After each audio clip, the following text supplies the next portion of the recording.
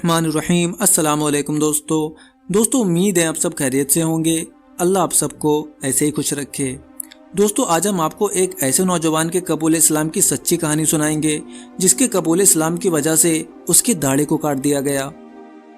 मेरा नाम अब्दुल रशीद दोस्तम है और मैं अल्हम्दुलिल्लाह एक मुसलमान हूँ। मैं आज से 6 साल पहले मुसलमान हुआ था।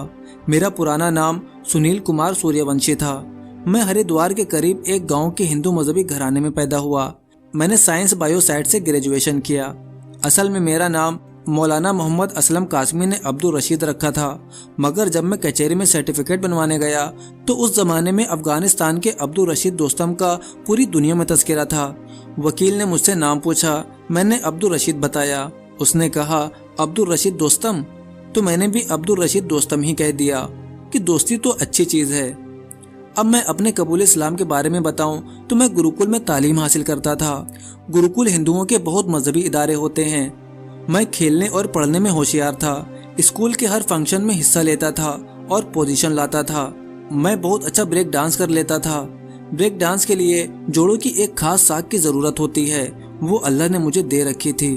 मुंबई की कई पार्टियां मुझे लेने आई कि आप ब्रेक डांस में दुनिया में नाम पैदा कर सकते हैं, आपके जोड़ों में घूमने की बहुत अच्छी सलाहियत है।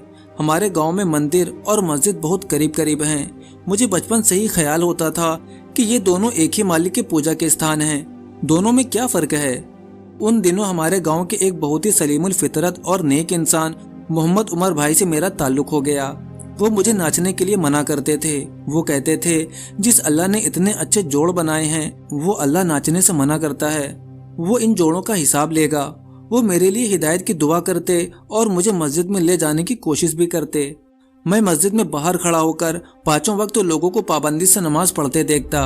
सर्दी, गर्मी और बरसात में ऐसी नज्म और पाबंदी के साथ नमाज पढ़ने वालों को देखकर मुझे बहुत अच्छा लगता।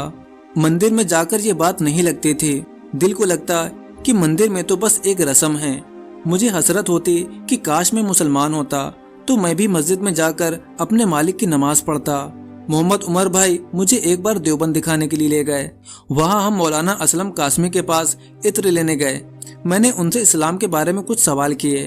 वो एक अच्छे दाई हैं। उन्होंने मुझे बहुत अच्छी तरह से समझाया और तौहीद, रिसालत और आखिरत के बारे में भी समझाया और जोर दिया कि मैं मुसलमान हो जाऊँ। मुसलमान होकर नमाज पढ़ना ही इंसान की सबसे बड़ी कामयाबी है। मैंने इस्लाम कबूल कर लिया और दूसरे रोज़ दोनों ने मुझे फलत हज़रत मौलाना कलीम सिद्दीकी के पास भेज दिया, जिनको हम अब्बू जी कहते हैं। तो दोस्तों इसके बाद जो अब्बू जी का नाम आएगा उससे मुराद मौलाना कलीम सिद्दीकी साहब होंगे। मैं अल्लाह का लाख लाख शुक्र अदा करता हूँ। इस ख्याल से मेरे रोंगटे खड़े हो जाते हैं कि अगर मैं इस्लाम कबूल ना करता तो क्या होता। ये मेरे अल्लाह का करम है। उसने मुझे इस गंदगी से निकाला और शिर्क से बचाया, वरना खेल कूद, तालीम, डांस, मेरी दिलचस्पी के सब सामान मुझे मिले थे। मैंने रेडियो पर ग्रुप सॉन्ग भी गाए। नजीबाबाद रेडियो से आज भी रिले होती हैं। एक गाना जो अब से बहुत पहले गाया था वो मुझे अब तक याद है, आओ मिलकर इतिहास रचाएं। मेरे अल्लाह का एहसान है कि उसने मुझे उमर भाई और फिर मौलाना असलम साहब और उससे बढ़कर अब्बू जी के पास भेजा। असल बात यह है कि जिस तरह फूल की फितरत खिलना है मगर फूल को पानी ना मिले, बारिश ना हो तो वो मुरझा जाता है, इसी तरह एक इंसान की फितरत मुसलमान होना है। इस्लाम फितरी मजहब है मगर इसको माहौल और दावत की बारिश की ज़रूरत होती है। मगर इसको ख़ानदानी तौर पर इस्लामी माहौल या दावत की बारिश ना मिले तो वो खिलने से पहले मुरझा कर काफिर रह जाता है। मैं अपने करीम अल्लाह का लाख लाख शुक्र अदा करता हूँ कि अल्लाह ने मुझे मुरझाने से बचाया। इस्लाम लाने के बाद मुझे कुछ मुश्किलात का सामना भी करना पड़ा।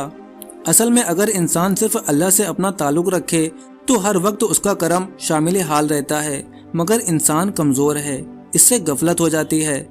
मैं खास तौर पर बहुत कमज़ोर और हसास हूँ और मुझ में कुव्वत बर्दाश्त बहुत कम है। आदमी सोचे कि अल्लाह ताला के कितने एहसानात हैं। ईमान, इस्लाम सिर्फ अल्लाह के लिए हो। सुबह को सूरज निकला, अगर आदमी ये ख्याल करे कि ये सूरज निकला है, मेरे अल्लाह ने मेरे लिए निकाला है, ये दिन में सिर्फ मेरे लिए ही निकाला गया है, ये रात मेरे आराम के लिए है, ये हवा मेरी राहत के लिए चल रही है, तो आदमी को अल्लाह से कितनी मोहब्बत हो जाएगी। मगर इंसान कमज़ोर है। किसी एक माहौल से दूसरे माहौल में इसको मुश्किल होती है। नए मुआशरे में इसको सेट होते देर तो लगती है। خصوصاً آج کے دور میں جب حالات ایسے ہیں کہ شک کرنا پڑتا ہے۔ مجھے سب سے زیادہ تکلیف اپنے مسلمان بھائیوں کے ان سوالات سے ہوتی رہی جن سے ایک شک سا لپٹا تھا، مگر اللہ کا شکر ہے کہ مجھے بے انتہا محبت کرنے والے ملے، خصوصاً ہمارے ابو جی جنہوں نے ہر موڑ پر میری رہنمائی کی۔ میرے والدین الحمدللہ حیات ہیں۔ کچھ عرصہ پہلے ابو جی نے مجھے ان سے ملنے کے لیے کہا تھا۔ دوستو، ابو جی سے مراد مولانا کلیم صدیقی صاحب ہیں، اور انہوں نے میرے والدین کی ہدایت کے لیے دعا کرنے پر زور دیا تھا۔ میں نے فون پر والدہ سے بات کی۔ انہوں نے مجھے بہن کی شادی میں آنے کو کہا، اور یہ بھی کہا کہ بہن کی شادی میں تینوں بھائی شریک ہوں، اور ایک نہ ہو تو وہ ڈولی نہیں بلکہ ارتھی ہوگی۔ ہم نے بہن کی سسرال والوں سے بات کر لی ہے، انہوں نے اجازت دے دی ہے کہ اس نے دھرم پریورتن کر لیا ہے اور وہ ادھرمی ہو گیا ہے۔ تو ان لوگوں نے کہا کہ اس سے ہمیں کیا۔ میں بہن کے لیے کچھ تحفے لے کر گیا۔ میں شادی میں شریک ہوا، کسی نے کچھ نہیں کہا اور سب خوش ہوئے۔ مگر شادی کے بعد میرے بھائی اور رشتہ دار ٹہلانے کے بہانے سے لے گئے اور زبردستی نائی کی دکان میں گھسا دیا اور کہا اس کی داڑھی مونڈ دو۔ میں روتا رہا، خوشامد کرتا رہا، مگر وہ نہ مانے۔ میں نے ہاتھ سے استورا پکڑا اور ان سے کہا کہ تم میرا گلا کاٹ دو، مگر میرے نبی کی سنت نہ کٹواؤ۔ نائی نے بھی ان کو منع کیا، مگر وہ مجھے دبوچ کر داڑھی منڈا کر ہی باز آئیں۔ میں کسی طرح سے جان بچا کر وہاں سے بھاگ آیا، روتا پھرتا رہا۔ مجھے آئینہ دیکھنے کا شوق تھا، مگر مجھے رونا آتا تھا کہ میں اپنا منہ نبی کی سنت کے بغیر کس طرح دیکھوں۔ شرم کی وجہ سے پھلت نہ آیا۔ ابو جی نے تلاش کرایا اور کہلوایا اس میں شرم کی بات نہیں ہے، تمہارے لیے اس میں کوئی حرج نہیں۔ تم دعوت کی راہ میں گئے تھے، تمہیں ہر ایک بال کے بدلے میں نیکیاں ملیں گی۔ اس کے بعد میں کھل کر گھر نہیں گیا، البتہ بار بار رات کو والدہ سے ملنے ابو جی نے مجھے بھیجا۔ اب والدہ اسلام کے بہت قریب ہیں اور ہم سب دعا کر رہے ہیں۔ مجھے امید ہے کہ اب کی بار وہ ضرور کلمہ پڑھ لیں گی۔ وہ گھر میں سب سے زیادہ مجھ سے محبت کرتی ہیں، اب اور بھی زیادہ کرنے لگی ہیں۔ اس کے بعد والد صاحب پر بھی کام کروں گا انشاءاللہ۔ اسلام قبول کرنے کے بعد الحمدللہ میں نے دینی تعلیم حاصل کی۔ پھر ابو جی نے مجھے کمپیوٹر کورس کرایا اور آج کل موانع میں کمپیوٹر لگا کر DTP ورک کر رہا ہوں۔ ابو جی ہمیں سفر میں ساتھ لے جاتے ہیں۔ پوری انسانیت تک دعوت پہنچانا ہماری ذمہ داری ہے۔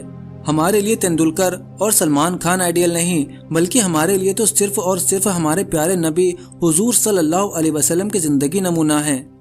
ہمارے نبی ایک ایک کے پاس 70 مرتبہ جاتے تھے، اپنے دشمن یہودیوں کا پاخانہ اپنے پاکیزہ ہاتھوں سے صاف کرتے تھے، طائف میں پتھر کھائے اور پاؤں لہو لہان ہوئے تھے، پھر زخمی حالت میں انگور کے باغ میں جا کر اپنے اللہ کے سامنے گڑ گڑائے، یا ارحم الراحمین یا ارحم الراحمین آواز لگاتے اور ستانے والوں اور پتھر برسانے والوں کے لیے دعا کرتے۔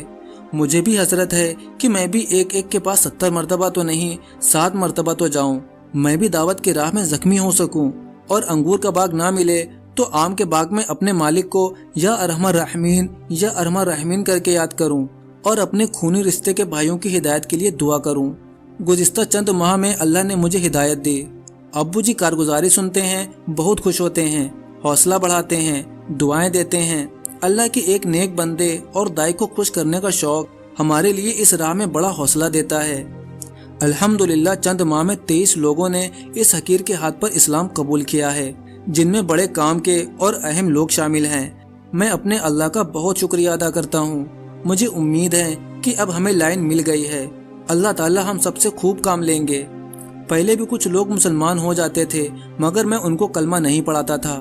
مجھے ابو جی نے بتایا کہ کلمہ پڑھوانے کے لیے کسی کے پاس لے جانے کا انتظار نہیں کرنا چاہیے، اگر موت آ جائے تو کیا ہوگا۔ جب سے میں ہی کلمہ پڑھانے لگا ہوں، اپنے مسلمان بھائیوں کے لیے میں یہ پیغام دینا چاہتا ہوں کہ مجھے احساس ہوتا ہے کہ ہمیں اپنے کفر شرک میں پڑے ہوئے بھائیوں کی فکر کرنی چاہیے، خصوصاً پسماندہ طبقے کے غیر مسلموں کی، جن کو شودر یا کالے سمجھ کر نظر انداز کر دیا جاتا ہے۔ آپ دیکھ سکتے ہیں کہ ہمارے علاقے میں کاوڑ کا کس قدر زور بڑھتا جا رہا ہے۔ پہلے صرف 3 روز کے لیے راستہ بند ہوتا تھا، اب آدھے ماہ راستہ بند رہتا ہے، سب کام بند ہو جاتے ہیں۔ کس قدر تکلیف ہوتی ہے، تعداد بھی کتنی بڑھ رہی ہے۔ یہ سینکڑوں میل گرمی میں کاوڑ کا پیدل سفر ہماری دشمنی میں نہیں ہوتا، یہ اس لیے ہے کہ لوگوں میں اپنے مذہب سے تعلق بڑھ رہا ہے، یعنی کہ اپنے مالک کو خوش کرنے کا شعور اور جذبہ بڑھ رہا ہے۔ اگر ہم دعوت کو مقصد بنا کر ان کو یہ سمجھائیں کہ یہ راستہ مالک کو خوش کرنے کا نہیں بلکہ مالک کو ناراض کرنے کا ہے، और शिर्क के साथ ये कदम धर्म या मजहब के लिए नहीं बल्कि अधर्म गुनाह के लिए बढ़ रहे हैं, तो ये लोग उसी जोश और जज्बे के साथ हज के लिए जाने वाले बन सकते हैं। असल ये है कि हम गैर शऊरी और रस्मी तौर पर मुसलमान हैं। मैं अब्बू जी से कह रहा था कि मुझे 7 साल होने वाले हैं। मैंने 223 निकाहों में शिरकत की, जिनमें से 7 साल में सिर्फ 5 दुल्हा दाढ़ी वाले दिखे। उनमें से सिर्फ 2 ही पूरी दाढ़ी वाले थे। जब इस्लाम और नबी के तरीके से ताल्लुक का हमारा ये हाल है तो हम दूसरों को किस तरह दावत देंगे? जब हम खुद ही इस्लामी तरीकों को पसंद नहीं करते। हमारी नमाजों का भी यही हाल है। 10% लोग भी नमाजी नहीं हैं, और जो नमाजी हैं वो भी सारे कामों को मुकद्दम करके दूसरे दर्जे पर नमाज पढ़ते हैं। अल्लाह का शुक्र है कि मैंने नमाज की कोशिश में इस्लाम को कबूल किया था। मेरे अल्लाह का लाख लाख शुक्र है कि गुज़िश्ता 5 साल में मेरी एक भी नमाज कज़ा नहीं हुई। अल्लाहु अकबर। ये एक नौ मुस्लिम शख्स है। कुल मिलाकर मेरी 48 बार जमात निकली। 7 बार 2002 में, 13 बार 2000 में, 16 बार 1999 में, 21 बार 1998 में। अब सफ़र कम हुए हैं। इस साल 10 बार मेरी जमात निकली, मगर अल्लाह का शुक्र है कि ये जमातें शरई उजूर से निकली। एक आदमी अपने नफ़े का हिसाब, नुकसान का हिसाब तो रखता है, अपनी प्रॉपर्टी, अपनी जेब और बैंक बैलेंस का तो हिसाब रखता है कि इतने रुपए हैं, इतनी दुकानें हैं, इतने मकान हैं, दुकान में इतना इतना सामान है, वगैरह वगैरह। मुसलमानों का असल माल और दौलत तो यही है। क्या नमाजों की दुकान और माल सामान से भी कम अहमियत है? खुसूसी तौर पर नुकसान तो आदमी को और भी ज़्यादा याद रहता है। नमाज कज़ा हो जाना या नमाज निकल जाना क्या कम नुकसान है कि आदमी इसका हिसाब भी ना रखे? असल में हमने नमाज की वक़्त और कीमत ही ना जानी। वरना अगर आदमी को नमाज अदा करना बल्कि अब्बू जी के बकौल नमाज कायम करना आ जाए तो पूरी ज़िंदगी बल्कि पूरी दुनिया सही हो जाए। अब आप मेरे लिए दुआ करें कि ये बातें मेरे लिए हाल बन जाएं और अल्लाह ताला मुझे चलता फिरता कुरानी और मुजस्सम दावत बना दे, और अल्लाह ताला मेरी जान इस राह मोहब्बत में कबूल कर ले कि शहादत की मौत ही ईमान वाले की असल मिराज है। तो दोस्तों, ये थे एक नौ मुस्लिम। आपने देखा कि कैसा जज्बा था इस इंसान का। कहता है कि मेरी गर्दन काट दो लेकिन दाढ़ी ना काटो। नमाज कज़ा तो दूर की बात, जमात छूटी उसका भी इसने हिसाब लगाया हुआ है कि कितनी बार मेरी जमात छूटी है। और हमारा क्या हाल है? हम तो सिरे से नमाज ही नहीं पढ़ते। अल्लाह से डरें, नमाज कायम करें।